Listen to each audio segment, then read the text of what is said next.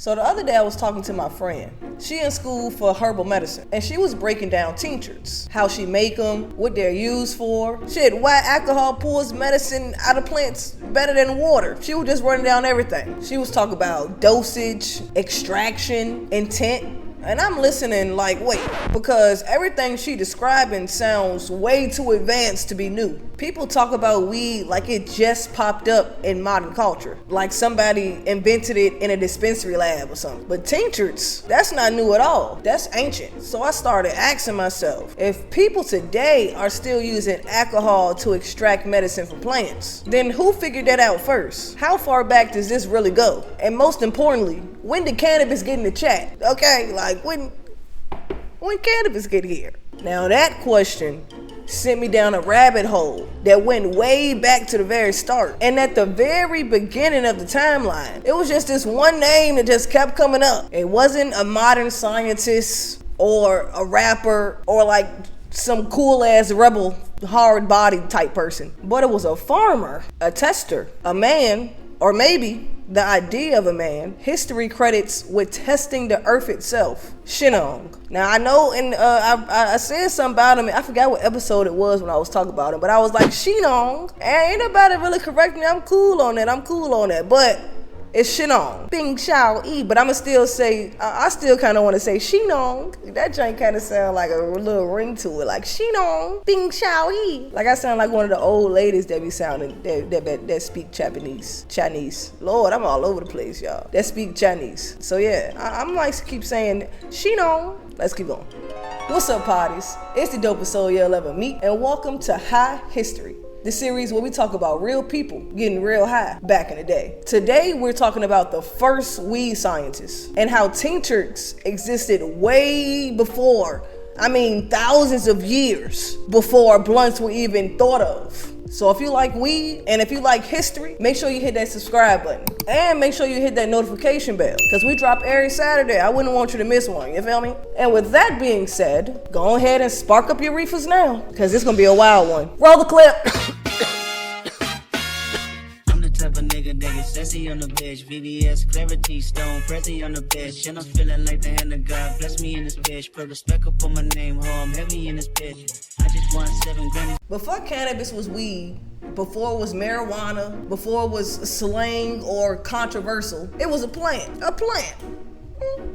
And in ancient China, plants weren't aesthetic. I think I'm saying that right. I don't know. Yeah, I know I can't pronounce words, but it wasn't aesthetic. They weren't trends. They were more like survival. If you were in pain, you didn't complain, you adapted.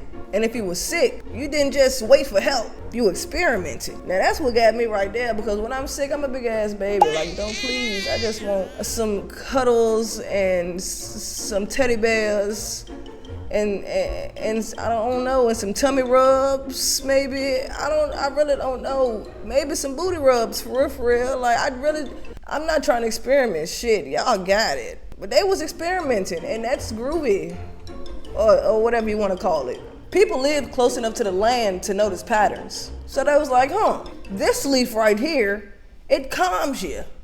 I'm gonna note that right here in my esophagus. I'm gonna note it in my esophagus. This root right here, this numbs you. Oh, okay, I'm gonna put that in my esophagus for my feet later. You know my feet be hurting and they gonna need some numbing. That seed right there makes your thoughts wander. Okay, I'm gonna put that in my esophagus. Cause my baby daddy, he be tripping sometimes. He need to wander in his thoughts and think about what the fuck he done did.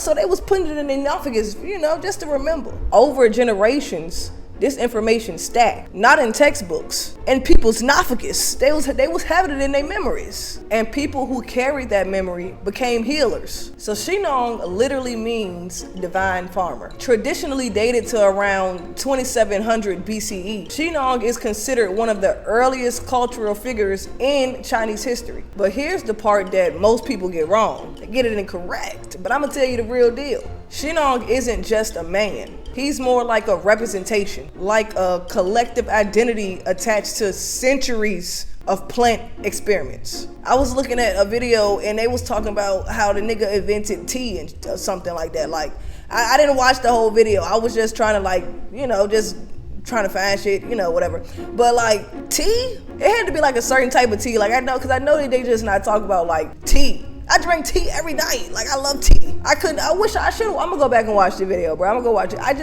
I can't see myself sitting there watching a video about tea. Like who the fuck does that? But he was every plant. Shinon hit that bitch. And cannabis was one of them. He didn't discover it just once. It was confirmed over and over and over and over and over again. He like getting high. That's what I'm trying to say, okay? He knew the first time it worked. He tried it again because he liked the way it felt. He's not gonna sit there and choose go to Shinon. He like the weed, ain't nothing wrong with it. You like the weed. Ain't nothing wrong with that. I like it too. Shit, we like it, everybody like it. If you like the weed, say hey. I heard you through the screen. I know that's right. And get this, legend says that Shinon had a transparent stomach. Like a see-through stomach. Like you can see it, like clear as day. Like you see it. You eat a taco, you take a bite, you see the shells and the cheese and the lettuce and the sauce go down your esophagus into your gut. You see it. Take a bite of the cheeseburger. You see the lettuce and tomatoes, the ketchup and mustard. And then ain't chitlins made of intestines too? And ain't like, so that means, look, chitlins got shit in it. See, this how I be going down a rabbit hole. Stay with me, listen. Chitlins got shit in it. You have to clean the shit out of the intestines. This is the same thing that Shinon is looking at. Does that mean that you can see your shit? Like I understand you trying to see what he had a transparent stomach. He could see how herbs traveled through his body, which organs reacted, which plants healed, which ones harmed. Now the transparent stomach and everything, that's myth. But it led to something real. But for labs, the human body was the testing grounds. So dosage mattered, preparation mattered, extraction mattered. You didn't just eat plants. You kind of like prepared them because like it's going in my body. Like I want the salt, the pepper, spice it up for me. Cut it in cubes, all right? I want that triangle that way, all right? Like that. My leaf ain't green enough, put it back in the oven. It's not gonna make it greener, it's gonna make it greenless in the oven. We'll put it somewhere else, damn it, in the freezer. Somewhere. That's how they want it. They want that shit right. Centuries later, this knowledge was written down in the Shinon Bing Xiao Yi. Y'all remember that? Go find it in one of my last episodes. I ain't about to get y'all. Go scavenger hunt. Go find it. Shinon Bing Xiao Yi when I was talking about it.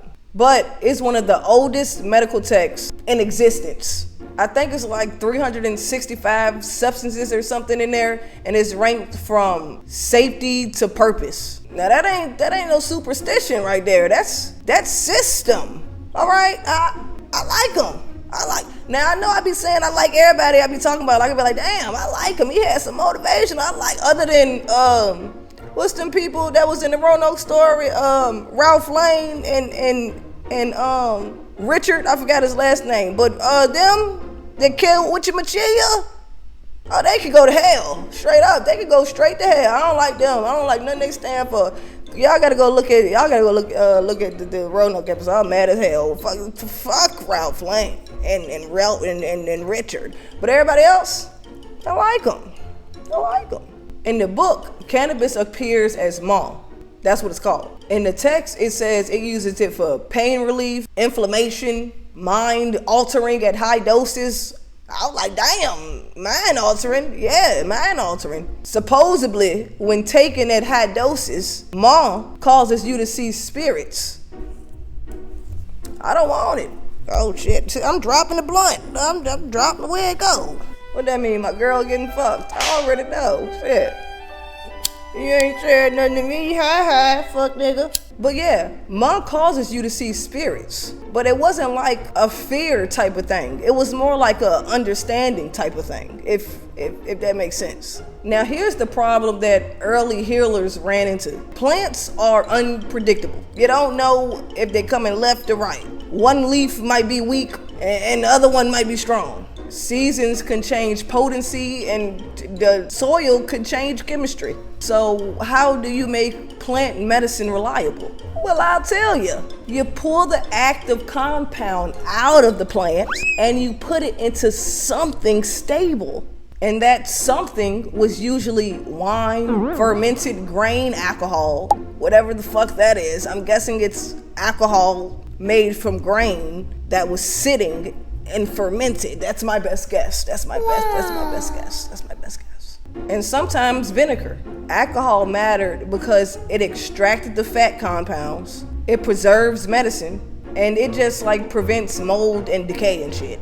So like, without knowing chemistry, ancient people still did chemistry. Like, that shit is crazy. Like, I love ancient people. They so smart. How did you get so smart? How you get so smart? Like, how you did that?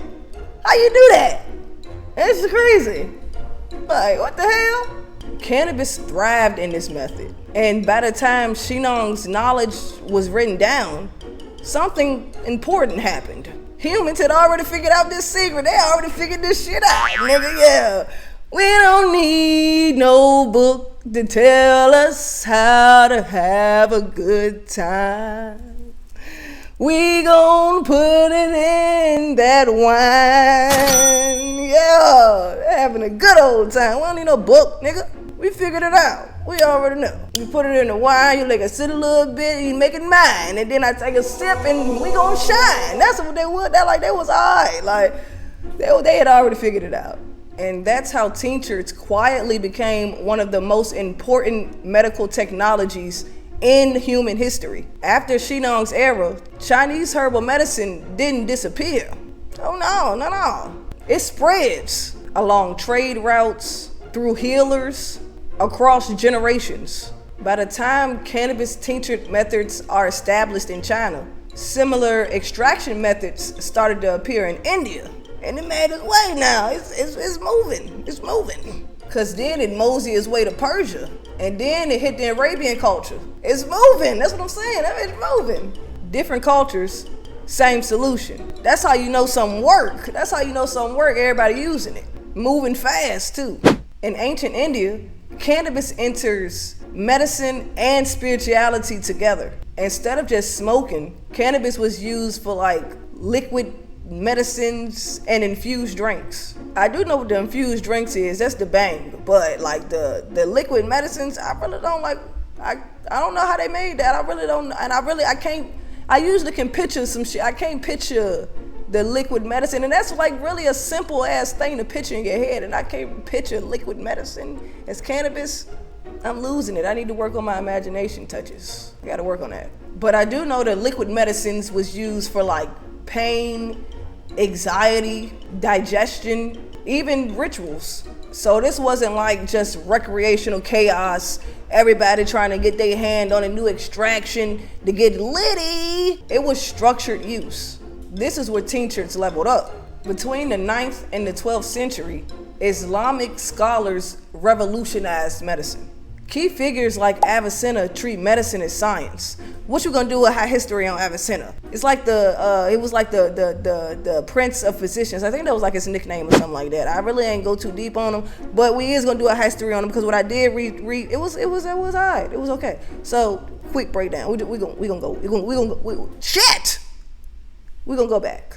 They improve extraction techniques, record side effects, and standardize dosages, which was a big thing because, you know, like I said, it was unpredictable. So ain't nobody really know what the hell they was taking. They were like, we need some dosages in this motherfucker. Okay, we need to know what's going on. I'm not trying to take something for my knee being messed up, and I'm looking at the sky for 3 days trying to figure out when the next iPhone 16 gonna come out. It's 1854. Like, what you mean? I don't know. So this era didn't invent tinctures, it perfected them. By the time tinctures reach Europe, alcohol extraction is already standard. Cannabis is known, but not mainstream yet. But that changes in the 1800s, thanks to William Brooke O'Shaughnessy. Now, We did talk like I named these people once before, but we didn't really do a deep dive on it. But now that I'm like, I want to do a deep dive on them. So I'm not going to talk too much about them, but I am going to tell you little things, you know, they need to know. But he's going to be another high history person that's coming up because I want to talk about him too. But he studied cannabis in India, which is how he knew all his stuff, and brought it back to Europe. That's all I'm going to say about him right now. By the late 1800s, cannabis tinctures are being sold in pharmacies, legally, openly, and professionally. And the wild part is tinctures didn't disappear because they stopped working. They disappeared because politics changed, racism entered policy, and propaganda replaced science. But the method stayed solid. That's what I mean, like the method stayed solid. Everybody else changed. Like, what is up? I don't understand. What's the, like, what? Do you know, every time somebody is, they're trying to control you by fear, okay? So when I say they, you know who I'm talking about. I can't say it too loud on the camera, but when I say they, you know who I'm talking about. Them people. I'm not talking about white people, so don't think I'm being racist. No, it's higher than them. They try to control you by fear. Everything that's good for you, they're gonna say is bad. Everything they want you to do, they're gonna scare you into do it.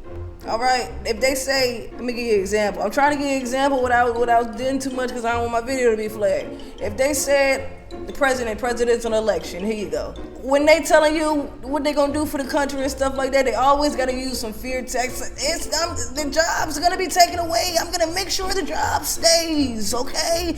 And then the diseases, I'm gonna make sure there's free healthcare because you're gonna have to pay $1 million to get a blood test. Like they scare you. Like, what the fuck you mean I gotta pay $1 million? Oh hell yeah! Like, I'm gonna sign you up for right there. They did the same thing when the stuff was going down, bruh. Get at me on a live one day. That's all I can tell you is get at me on a live one day and I can tell you about the shit. But they try to scare you into some shit. So when somebody says something is good, I'm not gonna even say when somebody, but when they say something is good, just take a mental note of it and just be like, is this shit good? Because they told me weed was bad and weed ain't too bad. They really showed they showed their ass with weed. So is it something that has to do with this plant that they ain't telling us about that unlocks some type of power? I don't know. But I'm just saying, keep it in mind. Keep it in mind. Because the plant became criminal. So when my friend was learning about tinctures, she wasn't learning something new. She was stepping into a lineage that's thousands of years old. Thousands of years old. Different names, different tools, but it's the same science. Somewhere along the way, they forgot cannabis wasn't born into controversy. It was born into curiosity. It survived emperors, empires, and it was erased because people kept asking the same question over and over and over again. What does it do for the human body? Who cares, bitch? Like, what the fuck? It do something, it make you feel good. Smoke it, take it, put it in a cup. Shut the fuck up. Like, what the hell? Who cares? And every generation that came after added a new answer. So if this episode shifted how you think about weed, about medicine, hell, or about history itself, do me a favor and tap in. Like this video, subscribe, shit, leave a comment if you think weed is new or modern, or share it with somebody who thinks weed is new or modern, or if they think it's old, just say your thoughts, put it down there. Because on the next episode, we taking it a little further. We're asking a question that humans have been asking since the first altered state was recorded. Does being high alter time, or is it just our experience of reality? Until then, stay curious, stay grounded. Hold on, let me light my shit up. Wait a minute. Make sure you spread love and not hate, bruh. Come on, we can do it, y'all. Spread love. Ripple effect. You see somebody having a bad day or something like that, sonder. You never know what somebody going through. Okay, somebody could be having the worst day of their life. You never know. Everybody got their own way. Everybody got their own walk of life. It's not just you rushing on the highway. Somebody else rushing too. Just be cautious. That's all I'm saying. So just Be nice to people. You be nice to that person, then they walk through the door in Dollar General or something, then they gonna be like, hey, how you doing? I like your shoes. And then the person they complimented gonna have like the brightest day now because somebody said they like their shoes. It's a ripple effect. Now they gonna be nice to the next person. So spread love, not hate. Make sure you smoke the gas and pass it. Dope Soul out.